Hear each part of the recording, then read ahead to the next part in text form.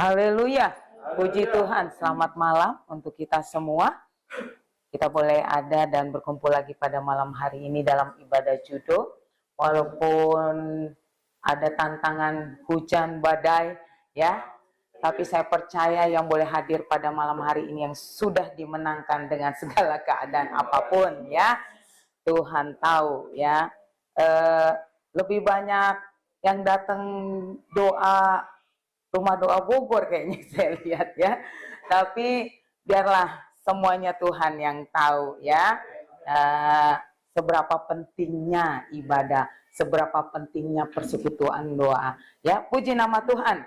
Mari kita dikuatkan lagi oleh kebenaran firman Tuhan. Saya diberkati dengan kesaksian dari Bung Andre, dari kesaksian Bapak Kevin. Kita percaya dalam setiap kesaksian yang kita sampaikan adalah bukti nyata Tuhan kita adalah Tuhan yang dahsyat, Tuhan yang luar biasa, dengan segala caranya yang ajaib menyatakan dalam setiap apa yang menjadi doa dan kerinduan kita.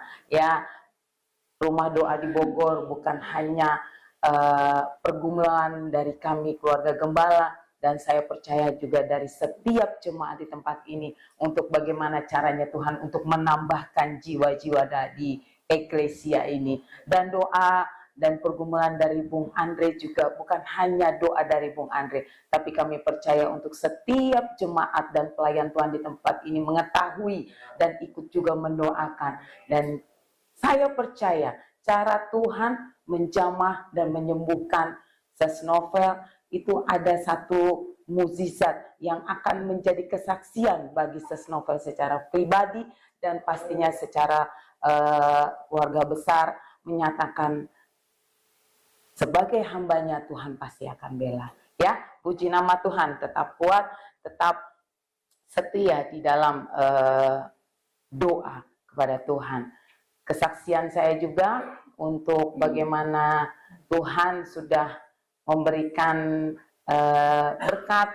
Tuhan sudah tambahkan satu lagi umur untuk anak kami, Aurora Gabriela Sianturi ya. 11 September kemarin kalau dunia bilang 911 ya, WTC. Nah, itu terjadi. Nah, Aurora lahir pun memang ada WTC juga ya. Ada mukjizat yang Tuhan nyatakan.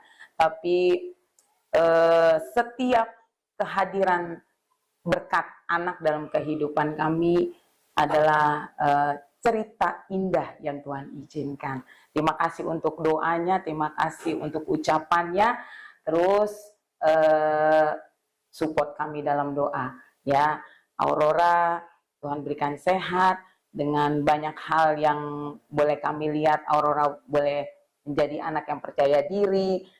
Ya, dikurangin ngambeknya itu biasa ya, tapi itu proses buat saya untuk menjadi lebih sabar ya. Dia berproses, saya pun ikut berproses ya. Puji nama Tuhan. Masuk dalam kebenaran firman Tuhan pada malam hari ini diberikan lagi ayat yang luar biasa secara pribadi untuk saya, dan saya percaya itu juga buat kita semua jemaat-jemaat yang boleh hadir. Terambil di suratan Yakobus 5 ayat 17 sampai 18.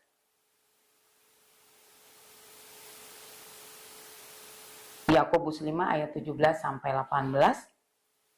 Dua ayat ini menyatakan bagaimana kekuatan doa luar biasa untuk kita semua. Sudah dapat semua? Haleluya, puji nama Tuhan. Saya akan bacakan untuk firman Tuhan pada malam hari ini, Yakobus 5 ayat 17 sampai 18. Demikian firman Tuhan. Elia adalah manusia biasa sama seperti kita, dan ia telah bersungguh-sungguh berdoa supaya hujan jangan turun, dan hujan pun tidak turun di bumi selama 3 tahun dan 6 bulan. Lalu ia berdoa pula, dan langit menurunkan hujan dan bumi pun mengeluarkan buahnya. Haleluya, puji Tuhan. Di mana Rasul Yakobus menuliskan ayat ini menyatakan bagaimana maksimal kekuatan doa dalam setiap kita anak-anak Tuhan, yang dimana Tuhan boleh ada dalam setiap hidup kita. Latar belakang dari Nabi Elia kita tahu adalah Nabi bangsa Israel pada saat itu. Ya, pada zaman Raja Ahab, dan Raja Ahab kita tahu dia adalah raja yang membuat banyak dewa, ya, sehingga pada saat itu bangsa Israel benar-benar mendukakan hati Tuhan. Ya, Raja Ahab dan Isabel yang membuat dewa Baal, sehingga kesukaran boleh terjadi, ya, pada bangsa Israel pada masa itu. Nabi Elia ada pada saat itu, di mana Tuhan pakai luar biasa memberikan banyak mukjizat bagi bangsa Israel. Pada ayat ini jelas tertulis Elia adalah manusia biasa seperti kita. Berarti Nabi Elia sebenarnya sama dengan kita. Hanya manusia biasa. Tapi kita boleh lihat kuasa yang ada di dalam Nabi Elia membuktikan bagaimana cara Tuhan memakai manusia yang biasa mempunyai kuasa super karena ada Tuhan di dalamnya. Ya, mukjizat yang dilakukan adalah di mana tadi adanya kekeringan sehingga dia berdoa datangnya hujan. Lalu dia juga ada di mana ada pertempuran di Gunung Karmel, ya. Elia beradu dengan banyak dewa-dewa, ya, yang membuktikan siapa Allah yang luar biasa pada saat itu, dan dia menurunkan api dari langit untuk membakar habis korban bakaran pada saat itu. Dan masih banyak lagi mukjizat-mukjizat yang dikerjakan oleh Elia. Bukan karena Elianya yang punya kekuatan, bukan dianya yang bukan ahli nujum ataupun yang memang dukun-dukun yang kita tahu. Tapi Elia adalah manusia biasa sama seperti kita. Cuman karena ada kekuatan doa yang begitu maksimal, sehingga Tuhan memberikan kuasanya yang dahsyat sehingga menyatakan Elia menyembah Allah yang luar biasa. Kita percaya kita menyembah Allah yang sama? Amin.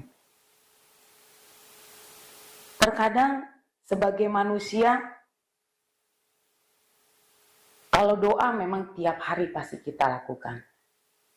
Tiap hari kita kerjakan sebagai rutinitas, kadang hanya sebagai legalitas. Tapi di sini saya mau coba ajak kita rubah cara pandang kita bagaimana doa itu bukan hanya sebagai rutinitas atau hanya sebagai dilihat orang sebagai legalitas. Oh, dia orang Kristen loh, berdoanya begini, beda dengan agama yang lain. Kita percaya doa itu punya kuasa. Amin. Setiap Bapak Ibu di tempat ini, setiap jemaat di tempat ini pasti punya kesaksian, pasti punya cerita untuk setiap doa-doa yang terus dinaikkan. Tuhan nyatakan, Tuhan jawab. Amin. Begitupun kami. Ya. Ada doa yang dijawab Tuhan langsung, ada doa yang Tuhan jawab bertahun-tahun, ada juga doa yang bukan Tuhan tidak jawab, tapi Tuhan alihkan dengan yang luar biasa. Mari kita buka coba di Yakobus 5 ayat 15. Itu kita naik ke atas, ya. Yakobus 5 ayat 15. Dan doa yang lahir dari iman akan menyelamatkan orang sakit itu, dan Tuhan akan membangunkan dia. Dan jika ia telah berbuat dosa, maka dosanya itu akan diampuni. Betapa besar dan dahsyatnya doa itu. Ketika doa itu benar-benar kita naikkan dan kita percaya itu punya kuasa. Doa bisa menyelamatkan. Kalau kita tadi mendengar doa dari Tante Linda, dia mendoakan untuk orang-orang, banyak Tuhan jamah untuk diselamatkan. Karena banyak juga orang-orang yang dulunya sudah mengenal Tuhan, tapi dia meninggalkan Tuhan. Ya memang itu sudah tertulis. Tapi ketika kita terus masih menaikkan doa itu untuk bisa menyelamatkan, menyembuhkan, tidak ada yang mustahil. Orang mati bisa dibangkitkan. Amin. Ada orang yang mungkin secara pemikiran kita tidak akan pernah berubah sikapnya. Tapi dengan air mata yang Tuhan sudah tampung dalam kirbatnya, Tuhan dengar doanya, Tuhan rubah dengan cara Tuhan yang ajaib. Ya, kita percaya di selain doa itu mempunyai kuasa, tapi ada satu lagi yang mungkin yang kita harus coba pahami. Doa itu juga merupakan komunikasi kita antar lintas dunia. Ada yang paham antar lintas dunia? Bumi dan sorga. Dahsyatnya gak? Luar biasa. Menembus langit, menembus atmosfer. Sebegitu luar biasanya walaupun tidak terlihat. Kalau istilahnya kalau kayak pesawat ataupun istilahnya yang harus diterbangkan ke luar angkasa ya, itu bisa terlihat. Tapi doa itu lebih daripada itu. Bisa melintas antar dunia.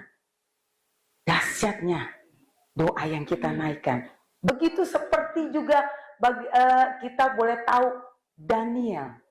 Kita tahu seorang anak muda yang setia, dia boleh mempunyai istilahnya jam-jam doa yang luar biasa, sehingga Daniel masih muda, Tuhan berikan hikmat yang luar biasa, Tuhan berikan kuasa yang luar biasa, sehingga komunikasi yang dia jalin kepada Tuhan itu menembus dan menolong dia dalam setiap keadaan.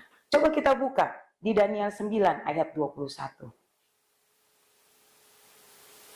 Komunikasi loh, melewati benua, melewati atmosfer, melewati segala sesuatunya, menembus sampai ke sorga. Kita buka di Daniel 9 ayat 21, bagaimana Daniel, dia seperti berkomunikasi, berbicara kepada Allah, sehingga dia boleh menyatakan, doa itu benar-benar hal yang penting yang harus dia kerjakan sebagai anak Tuhan. Sudah dapat? Demikian firman Tuhan. Sementara aku berbicara dalam doa, terbanglah dengan cepat ke arahku Gabriel. Dia yang telah kulihat dalam penglihatan yang dahulu itu pada waktu persembahan korban petang hari. Ketika Daniel berdoa, ketika Daniel berbicara kepada Allah, sebegitu detiknya malaikat bekerja untuk mendengar doa dari Daniel. Doa adalah komunikasi yang menghantarkan kita. Tidak terbatas dengan waktu, tidak terbatas dengan keadaan. Sehingga bagaimana doa itu bisa membelah langit, membelah bumi, membelah atmosfer itu. Sehingga kita seperti berkomunikasi di samping berkomunikasi dengan orang yang istilahnya terdekat. Begitu kita juga kepada Tuhan. Sehingga jangan kita pada saat ada, ya mungkin saat ini hujan deras, banjir di mana-mana, ya mungkin menghalangi beberapa jemaat boleh hadir di tempat ini. Tapi saya percaya dengan kesetiaan dari Bapak Willy yang jauh di ujung sana, ya, dibanding dengan yang selangkah dari sini. Bukannya saya bagaimana ya, tapi memang ini harus disampaikan. Kesetiaan itu Tuhan akan lihat. Doa bisa di rumah, betul. Tapi berkali-kali saya sampaikan, doa itu adalah satu kekuatan di mana saat kita sudah tidak mampu berdoa sendiri, ada rekan-rekan seiman yang ikut mendoakan kita di tempat ini. Ya. Kita percaya di mana kita berdoa, berarti kita memasuki kerajaan sorga. Dengan frekuensi yang berbeda, tapi kita boleh masuk di dalam kerajaan sorga itu sendiri. Selain kita berkomunikasi dengan Allah, kita tahu kalau Allah yang kita sembah, Allah yang luar biasa, Allah yang mempunyai kuasa di muka bumi ini, sehingga kita benar-benar hanya bisa menaruh harapan kita, permohonan kita, pertolongan kita hanya pada Tuhan. Ya. Mari kita coba buka di 2 Tawarik 7 ayat 14 sampai 15. Ini ada ayat yang luar biasa yang merubah cara pemandangan saya secara pribadi. Saya tahu doa itu adalah komunikasi, doa itu adalah nafas, doa itu adalah istilahnya roda dalam setiap kehidupan kita. Tapi ada yang lebih dahsyat dari ayat ini. Selain kita masuk dalam kerajaan sorga itu sendiri, ayat ini luar biasa.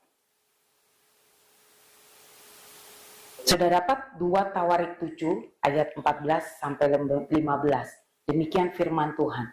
Dan umatku yang atasnya namaku disebut merendahkan diri, berdoa dan mencari wajahku, lalu berbalik dari jalan-jalannya yang jahat, maka aku akan mendengar dari sorga dan mengampuni dosa mereka serta memulihkan negeri mereka. Sekarang mataku, adalah Allah itu sendiri, terbuka dan telingaku menaruh perhatian kepada doa dari tempat ini.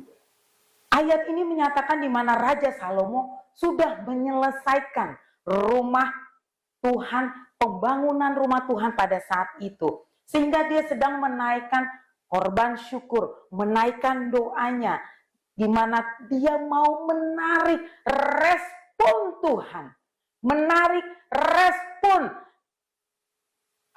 para malaikat yang ada di dalam kerajaan sorga itu mendengar dan memperhatikan doa kita. Dahsyat ya.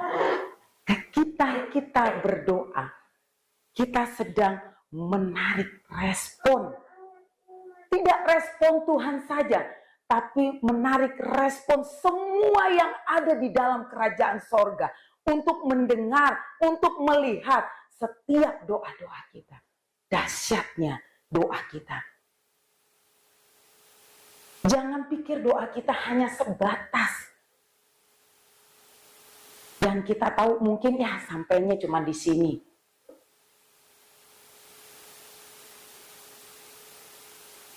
Tapi dalam ayat ini, bagaimana Tuhan menyatakan setiap doa-doa yang kita naikkan itu adalah cara kita melihat Allah, melihat Tuhan merespon setiap doa kita. Komunikasi yang luar biasa yang Tuhan izinkan bagi kita. Jadi kita sebagai manusia jangan menganggap diri kita hanya sebagai manusia biasa. Manusia biasa Tuhan bisa pakai di saat kita mempunyai iman, mempunyai keyakinan. Setiap doa yang kita naikkan, setiap doa yang kita kerjakan, itu akan menarik respon Allah, respon kerajaan sorga untuk melihat, untuk mendengar penyembahan kita, mendengar pergumulan kita, mendengar tangisan kita. Dahsyat gak doa itu? Maka dari itu, mari kita terus hargai dalam setiap jam-jam doa. Hargai dalam setiap persekutuan yang ada. Kita harus memahami betapa dahsyatnya doa itu. Betapa dahsyatnya kuasa yang Tuhan berikan di atas doa-doa yang kita naikkan. Selain kuasa, doa itu benar-benar mengalihkan perhatian kerajaan sorga. Oleh sebab itu, saya tidak panjangkan, pada malam hari ini. Saat ini kita mau menarik respon itu. Kita lagi mau menarik perhatian itu, sehingga mata Tuhan, sehingga telinga Tuhan itu benar-benar ada dalam setiap doa-doa yang kita naikkan. Kita percaya Tuhan akan menolong kita. Kita percaya Tuhan akan terus berkali-kali menolong kita. Walaupun banyak masalah, tantangan, hambatan, terkadang sepertinya doa kita nggak sampai loh. Jangan pernah ragu. Ketika kita berdoa, komunikasi itu sedang terjalin. Ketika kita berdoa, kita sedang menarik perhatian khusus daripada Allah dan semua isi dari kerajaan surga itu. Mari kita naikkan setiap doa-doa kita pada malam hari ini. Kita percaya Tuhan akan menolong dalam setiap pergumulan kita. Ambil waktu kita untuk menaikkan doa-doa kita, menaikkan pergumulan kita, sehingga perhatian Tuhan itu hanya ada pada kita. Karena para malaikat itu akan sama-sama melihat bagaimana kita boleh menyatakan, menaruh iman dan kepercayaan kita kepada Tuhan. Tuhan tolong kami, Tuhan bantu kami. Mungkin kita ada dalam sakit, mungkin kita ada dalam kelemahan iman, mungkin kita ada dalam keadaan tidak ada arah dan tujuan. Jangan pernah putus doa kepada Tuhan. Kita naikkan pujian.